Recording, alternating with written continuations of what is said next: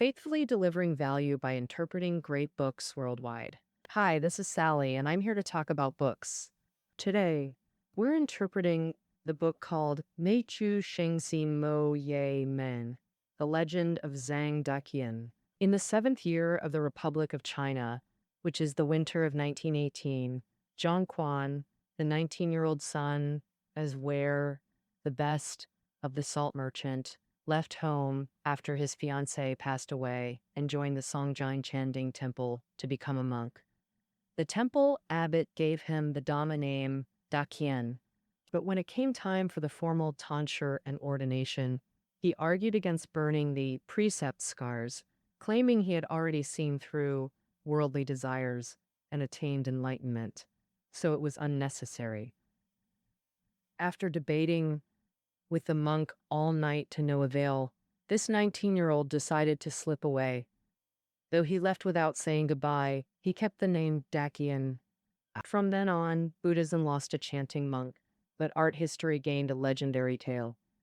Zhang Daqian was the first Chinese painter to gain international fame, awarded the title Contemporary First Painter by the New York International Art Association. Pablo Picasso also held this title. He was a top connoisseur and collector who outwitted the Japanese to protect ancient Chinese paintings. Yet he forged works by Qing master Shi Tao for profit, fooling everyone. He was a hedonist who excelled at making and spending money, yet he secluded himself for 3 years at the desolate Mogao Grottos, becoming the first Chinese to systematically study the Dunhuang murals. After turning 50, he traveled across Europe, Asia, and the Americas, drifting abroad for 30 years. He even built an expensive Chinese garden in Brazil to ease homesickness, yet he never returned to the mainland before his death. So what kind of person was Zhang Daqian really? And what is his legendary story? Today, let's interpret it step by step through this book, Make You Shen Si Mo Ye Mang, The Legend of Zhang Daqian. This book was written by the late renowned author Gao Yang. Known for historical novels, his works blend rigorous research with novelistic flair, making them highly readable and beloved by readers. There's a saying, where there's well water, there's Jin Yang. Where there's a village, there's Gao Yang. This Zhang Daqian biography. Bao Yang begins with the bizarre tale of Zhang's failed monkhood and gradually narrates the life of this legendary painter who never followed the rules. Though somewhat dramatized, it fully recounts his artistic achievements and the complex relationships with women and brothers, filled with gratitude and grudges.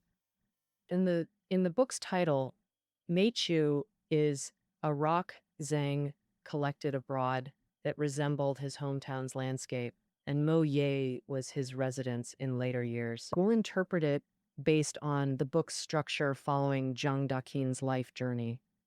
This book mainly covers 5 parts: youth years, painting career, facing the wall at Dunhuang, drifting overseas, and Guiji Moye. Let's start with Zhang Daqian's birth in 1899, during the Guangxu era of the Qing dynasty. In Meijiang City, in the south-central Sichuan Basin, heavy rain flooded fertile fields for months, followed by a long drought that parched the land. Amid this gloom, Zhang Huazhong's pregnant wife, a salt merchant, dreamed of an ethereal, white-haired old man bringing a clever black given to their home. The next day, Mrs. Zhang gave birth to a son named Zhang Quan, who later became Zhang Daqian. Zhang Daqian showed a unique personality from a young age, strong, bold, quick-witted, and fond of showing off. At age 12, when the school was rumored haunted and classmates panicked, Zhang Daqian stayed skeptical, guarded the campus at night with a stick to catch the ghost. He ended up catching a thief sneaking out and gave him a beating. In 1915, at 16, Zhang Daqian studied at a middle school in Chongqing. During summer break, he suddenly decided to walk home. He thought this would temper his mind and let him enjoy the scenery. At the time, all of China was in warlord conflicts with over 400 clashes in Sichuan alone from 1912 to 1933. With the unstable situation, bandits grew rampant, robbing homes everywhere. Zhang Daqian's PE teacher Liu Bocheng warned him against the risk due to bandits. This Liu Bocheng was a future communist revolutionary, but Zhang Daqian, thinking he was just a poor student with nothing to steal, insisted on going with classmates. On the third day out, they met bandits. Zhang Daqian and one classmate were captured to a stronghold where bandits ordered him to write home for ransom. But after seeing Zhang Daqian's calligraphy, the bandits dropped the ransom demand and forced him to stay as their advisor. After getting familiar, Zhang Daqian used sending a letter home as an excuse to have the bandit leader release his classmate. Only after over 3 months, when local troops suppressed the bandits, did Zhang Daqian escape danger. These 100-plus days of tense life in the bandit stronghold gave the 16-year-old Zhang Daqian a deeper understanding of society's life and death, and his safe survival and classmate rescue show his clever, loyal character. After escaping the tiger's jaws, his family felt they needed to rein in this wild, gibbon-like youth, so they arranged a marriage for him. His fiancée was his childhood sweetheart and cousin. After the engagement, under family arrangements, Zhang Daqian went to Japan to study dyeing and weaving technology, planning to return after mastering the skill to marry and start a family. Zhang Daqian had little interest in dyeing and weaving. His studies in Japan were unremarkable, but one incident greatly affected him. At a class gathering, Zhang Daqian joked with a Japanese classmate, "Why do we speak your language better than you speak ours?" The Japanese classmate replied contemptuously, "Because the tongues of a conquered people are soft." Zhang Daqian was furious and vowed to only speak his hometown dialect from then on. He specifically hired a Japanese interpreter, even though it cost him hundreds monthly. 3 years later, Zhang Daqian finished his studies and returned home, only to learn his fiancée had died of illness. His family soon arranged another marriage. Grief-stricken, he ran away to become a monk, leading to the scene at the book's beginning. After fleeing the temple, Zhang Daqian hadn't given up on monkhood. He planned to stay at Lingyan Temple in Hangzhou, but at Westlake Ferry, boarding required 4 copper coins. He only had 3, so he begged the boatman to show mercy and ferry him across. To his shock, the boatman cursed him, accusing the poor monk of cheating and tearing his robe. Enraged, Zhang Daqian fought the boatman and stormed off. He realized a single coin can stump a hero. Being a monk was impossible, especially a penniless one, so he completely abandoned the idea. Just when he couldn't return home or enter a temple, his second brother Zhang Shanzi found him. The Zhang family had 10 brothers. Zhang Daqian was the 8th, raised under his second brother's discipline. Among his brothers, Zhang Daqian feared him most. After finding him, Zhang Shanzi directly asked, "What do you plan to do?" Zhang Daqian replied, "Since I'm not a monk anymore, naturally I can eat meat. Hangzhou's sweet and sour fish is the best." After a hearty meal, the second brother took Zhang Daqian back to Sichuan, ending this monkhood episode.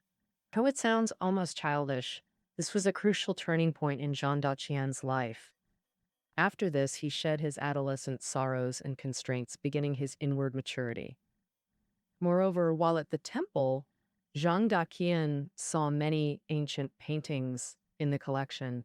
He said he gained new insights into the vastness in the art and vowed to make broadness his lifelong principle for mind, spirit, learning, and skills. After returning home, his second brother Zhang Shanzi was amazed to find Zhang Daqian's painting skills had soared.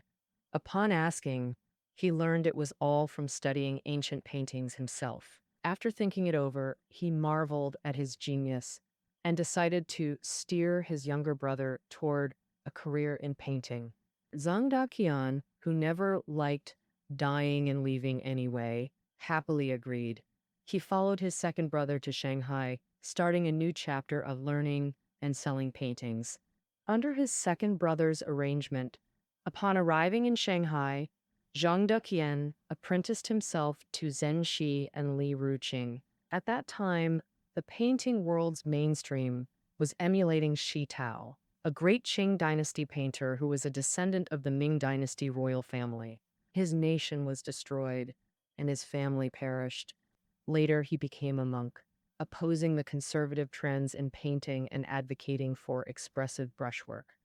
And in Shi Tao, there was the integrity of a scholar and a spirit of innovation that broke traditions, perfectly aligning with the early Republic of China's push for change.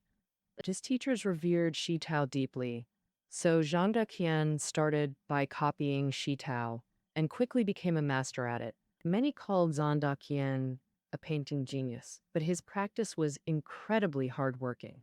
When copying Shi Tao, he painted each piece at least 3 to 5 times until he could replicate it flawlessly without the original.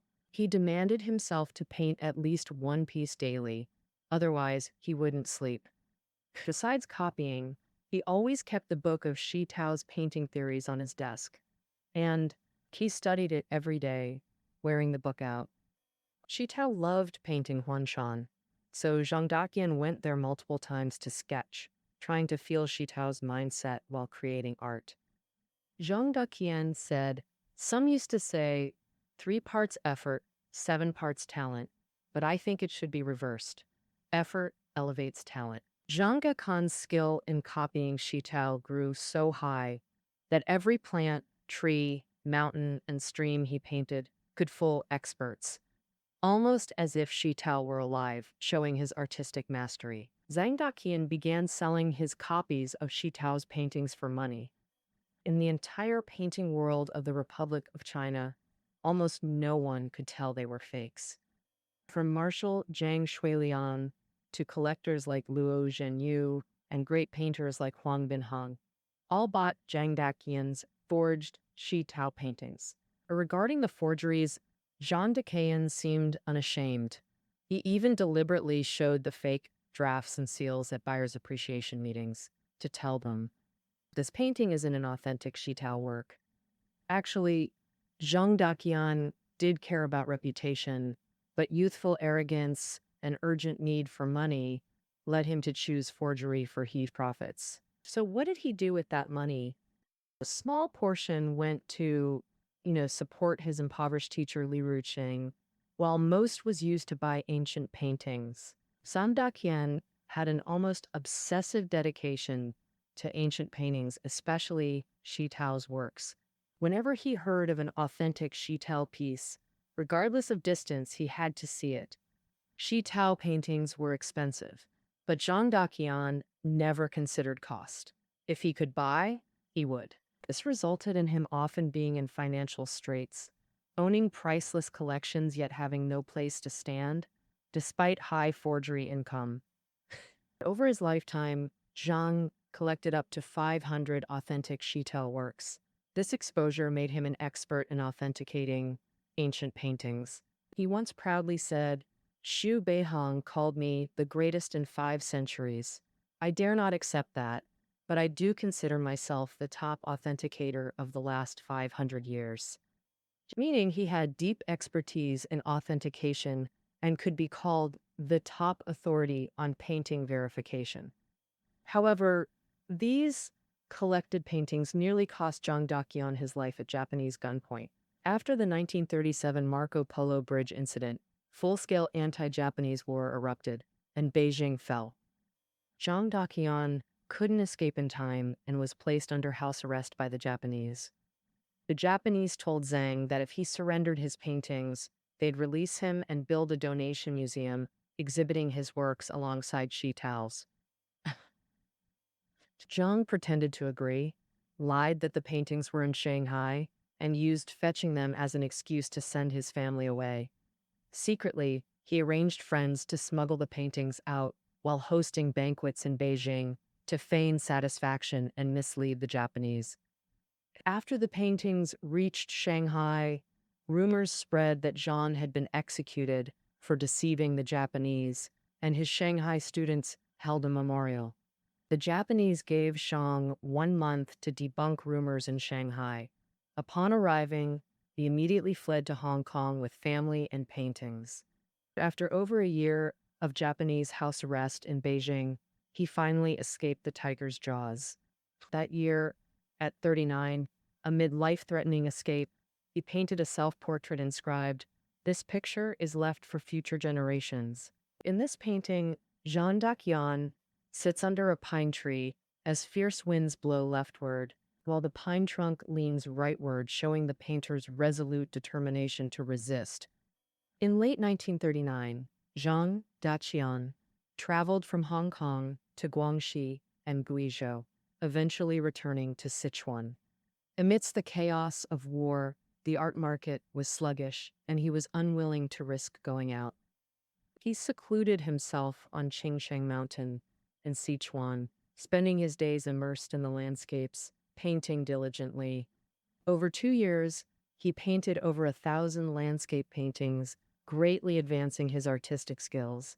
At that time, painting mainly studied the Ming and Qing dynasties, but Zhang Daqian believed Chinese painting should seek deeper roots. He wanted to trace back to the Song and Yuan dynasties, exploring various schools, especially yearning for the Dunhuang murals that represent Sui and Tang achievements. The Mogao caves in Dunhuang were founded in the 4th century AD, crystallizing Sui and Tang art, now housing over 2,000 painted sculptures and more than 50,000 square meters of murals.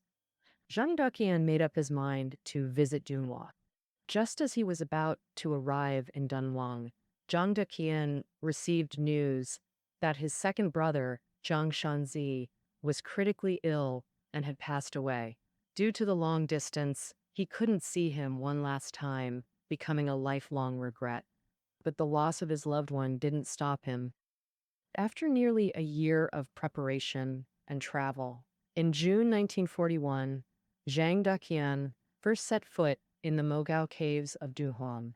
He was amazed by the murals in the caves and decided to copy and study them with all his might.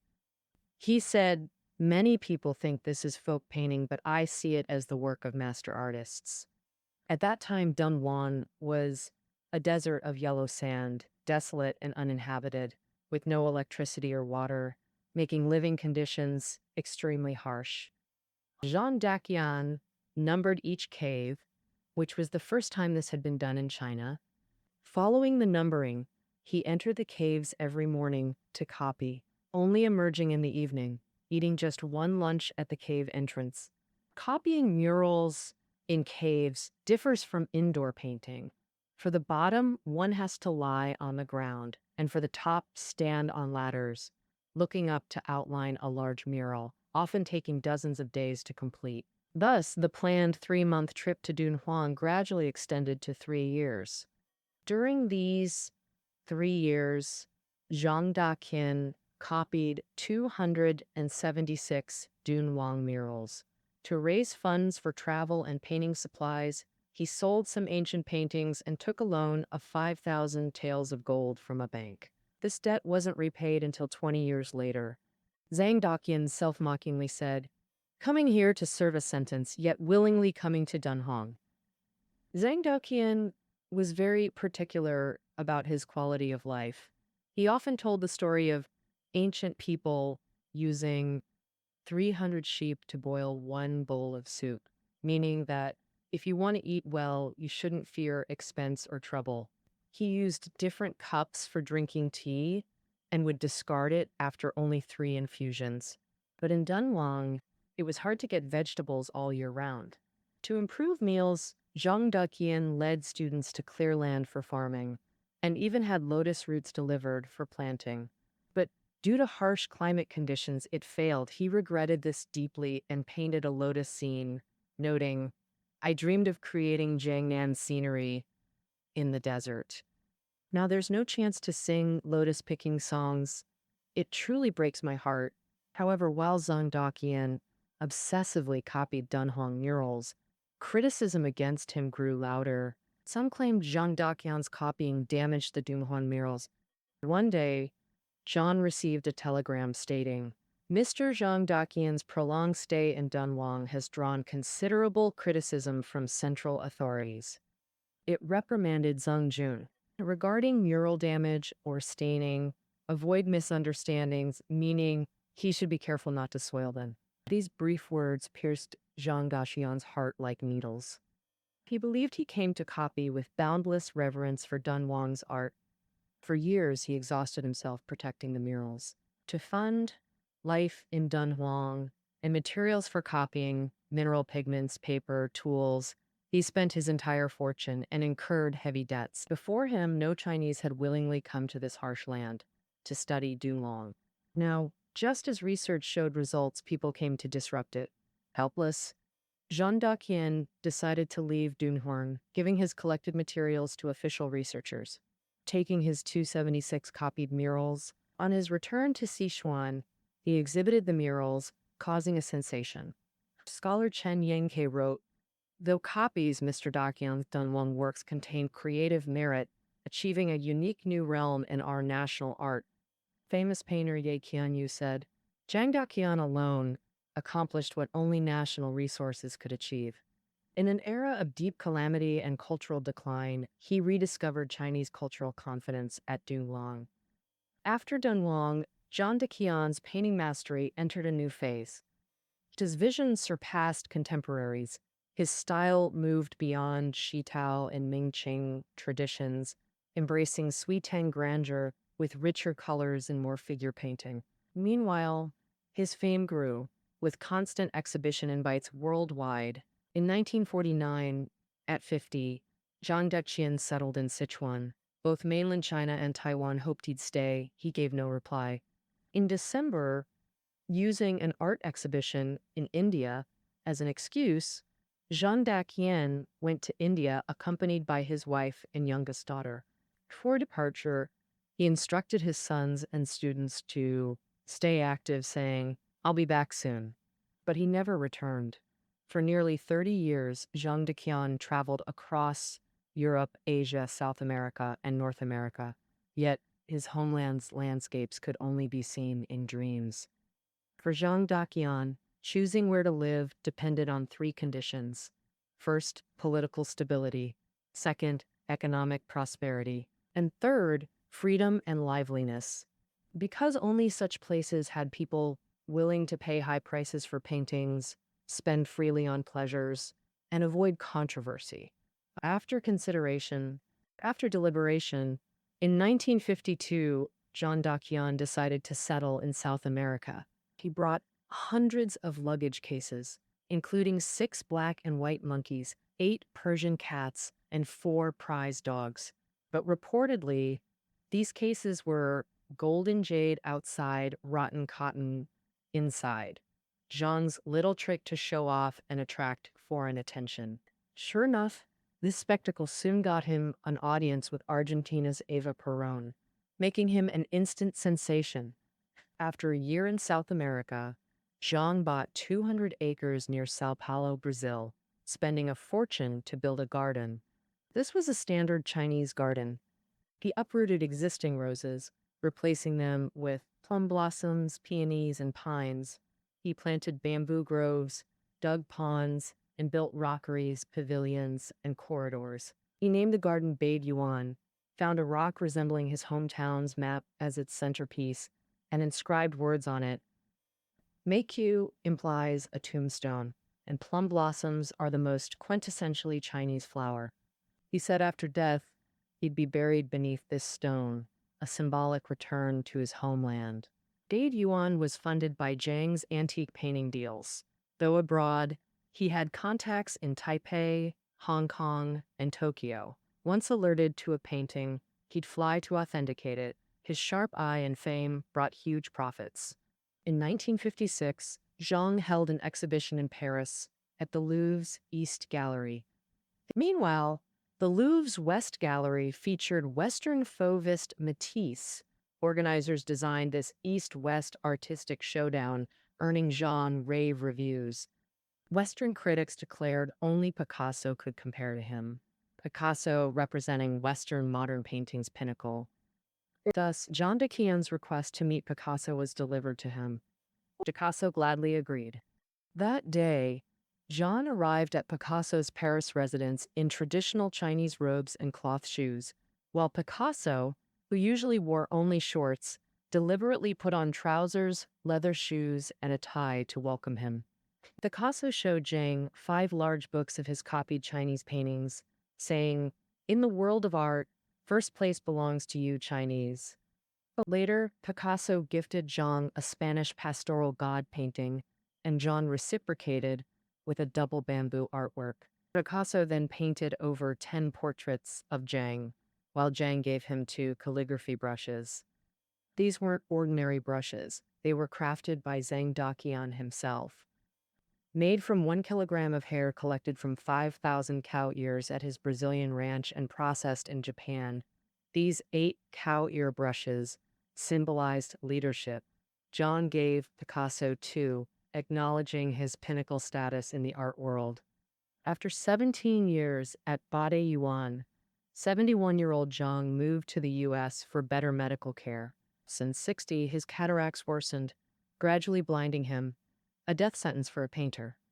Especially as Zhang, living lavishly abroad with little savings, relied entirely on painting sales. His failing eyes soon prevented detailed brushwork. Innovative breakthrough, eventually inventing splashed ink painting. This involved splattering ink on paper, rapidly tilting the sheet for natural flow, then adding brush strokes, opening new artistic horizons. His splashed ink lotus screen sold for $140,000, then the highest price for Chinese art. Yet this new realm couldn't soothe his homesickness. Settled in America, Jean painted a self-portrait titled Begging for Food.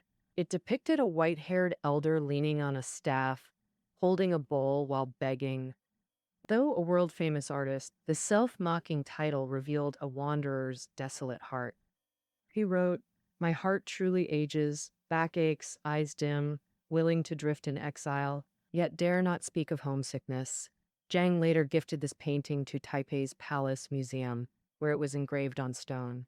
In Taipei, you can see Zhang Daqian's former residence. Despite decades abroad, he lived traditionally, wearing ancient robes, growing a long beard, speaking Sichuan dialect, and planting bamboo and plum blossoms in his garden. 1/3 of his paintings depicted Sichuan's Qingchang Mountain, but what made his homesickness unbearable was the death of his soulmate Li Qujun. When young Zhang studied painting in Shanghai, he first stayed at Li Qujun's home. They were deeply compatible. But John was already married, while Qujun came from a prestigious family that valued reputation too much to let her become a concubine. She resolved never to marry, remaining devoted to John without wedding. When Zhang was in Shanghai, Qujun stayed by his side, caring for his daily needs. When Zhang traveled, Qujun managed his household affairs. Students performed the teacher worship ceremony. Zhang said, "Honoring Qujun is the same as honoring me." When both turned 50, they celebrated birthdays together and jointly made a seal inscribed with 4 characters. Vai Sui Qian Q, left quote Qian for Daqian, right quote Qiu for Qiujun, meaning 100 autumns. They vowed to be buried together after death, but this promise went unfulfilled. Soon after, Zhang went abroad, while Qujun stayed in Shanghai. They never met again in life. In 1971, Qujun died in Shanghai. Upon receiving the news, Zhang knelt for hours and couldn't eat for days. He declared he'd mourn in heart for Qujun, constantly murmuring, "My Qujun is gone forever. She died alone." In 1976, after nearly 30 years abroad, Zhang decided to settle in Taiwan. Back in Taiwan, his eye disease improved. He painted more and sold better, but rumors spread that he was too old to paint and students ghostwrote his works. Zhang ignored the gossip, instead announcing he'd create a monumental landscape Mount Lu, inviting relatives to witness. By then, over 80, Zhang suffered heart disease and diabetes and had never visited Mount Lu. Choosing this theme showed his creative power remained undiminished. Secondly, his advanced age. He knew this might be his final work. He risked his life to recreate China's landscapes from memory. He conceived Mount Lu for a year, then painted another. During work, he often collapsed holding brushes, revived by heart pills, only to resume despite pleas to stop. But Zhang Daqian said, "Though no return date, my homesickness deepens. I must paint this. No one stop me."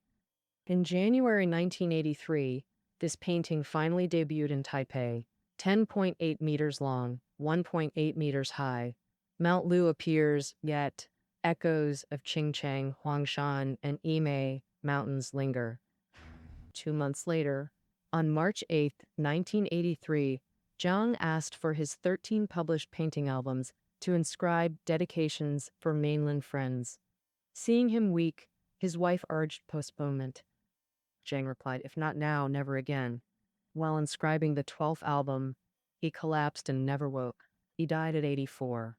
Author Gao Yang wrote, Zhang loved fame, crowds, extravagance, food, and beauty, common traits among millions. But his artistic genius and dedication elevated his work beyond Ming chain traditions to Sui Tang grandeur. In culturally declining modern China, he was unique. His global acclaim marks the most brilliant page in Western-dominated art history. In Taiwan, Zhang named his residence Moye Jingshe. Moye is a Buddhist term meaning illusion or dream. He shipped the Mei-Q stone from Brazil's Bade Yuan, still wishing to rest beneath it. "Perhaps Taiwan never felt like home," he said. "All my dreams dwell at Qingcheng Mountain."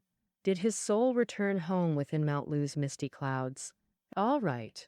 That concludes our interpretation of the legend of Zhang Daqian. Find keynotes below the audio. See you tomorrow.